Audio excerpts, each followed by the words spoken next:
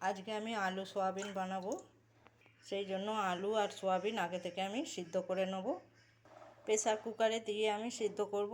সেই জন্য কিছুটা জল নিয়েছি কুকারে, নিয়ে লবণ আর হলুদ দিয়ে দিলাম। এবার আমি সোয়াবিনগুলো ওর মধ্যে দিয়ে দেব, আলু দিয়ে দেব। এবার আমি ঢাকা দিয়ে 2টো সিটি দিয়ে নেব। যতক্ষণে আলুগুলো সিদ্ধ হচ্ছে ততক্ষণে আমি এই মশলাটা বানিয়ে নেব। এগুলো সব আমি মিক্সিতে পেস্ট করে নেব।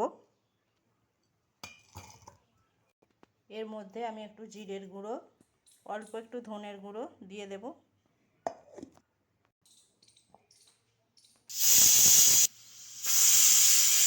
কড়াইতে আমি তেল দিয়ে দিয়েছি, আর জিরে, লঙ্কা, কাঁচা লঙ্কা আর একটু তেজপাতা ফোড়নে দিয়েছি।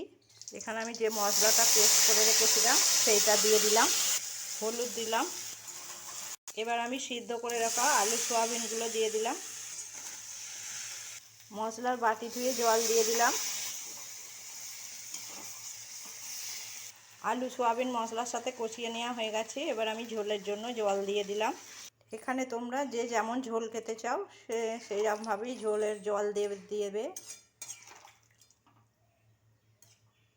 আমি এরকম দিয়েছি। এবার ঢাকা দিয়ে আমি ফুটতে দেব। লবণ দিয়ে দিলাম।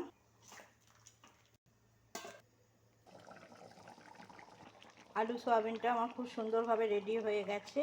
এবার আমি দিয়ে দেব অল্প একটু চিনি, দেব একটু গাওয়া ঘি। এবার আমি গ্যাস অফ করে দেব। এবার আমি সার্ভ করে নেব। নিয়ে চলো তোমাদেরকে দেখাচ্ছি। এই যে আমার আলু সোয়াবিন বানানো হয়ে গেছে।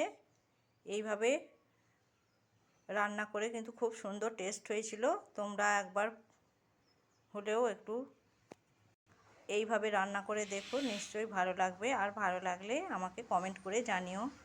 আমি আমার ভিডিওটা এখানেই শেষ করছি।